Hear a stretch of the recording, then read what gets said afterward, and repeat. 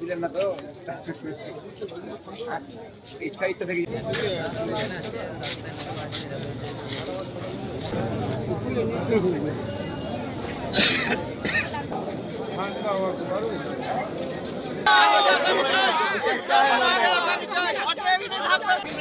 তাদের গায়ে লাগছে তবে না তারা বলছে সবাই বলো সবারই তো লাগছে।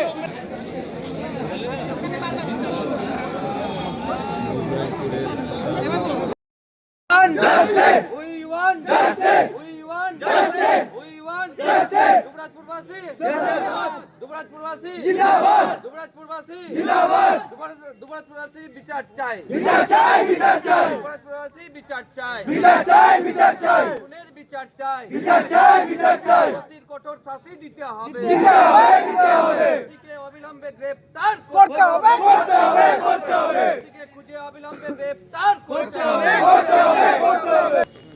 কিছু বলছেন না তো এখানে? কিছু বলছেন না তো? কিছু বলছেন এই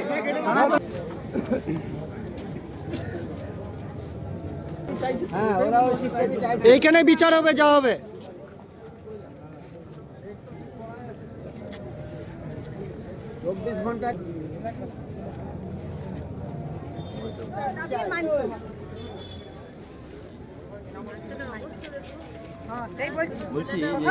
ঘন্টা কেটে গিয়েছে কিন্তু এখনো পর্যন্ত এটা কি ওনারা কি আর্থিকর করতে খুঁজছে যে বডি চলে যাক? বডি দেখুন, দুবরাজপুরের শহরের থানার মোড় থেকে 200-250 মিটারের মধ্যেই আজকে একজন মহিলার ঘরের ভেতরে তাকে নৃশংসভাবে খুন করা হয়ে গেল।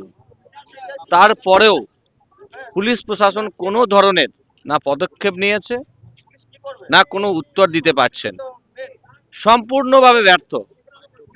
তাহলে কি তারা যারা খুন করে চলে গেছে তাদেরকে কি আড়াল করতে চায়?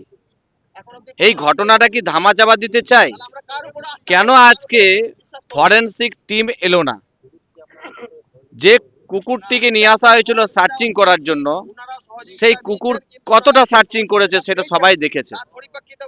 এখনো পর্যন্ত কোনো ধরনের প্রশাসনিক পদক্ষেপ যখন আমরা দেখলাম না, প্রত্যেকটা দুবরাজপুরের নাগরিকরা আজকে এই রাস্তায় নামতে বাধ্য হয়েছে। কারণ দুবরাজপুরের প্রত্যেকটা নাগরিকের সুরক্ষার বিষয়, প্রত্যেকটা মহিলাদের সুরক্ষার বিষয়।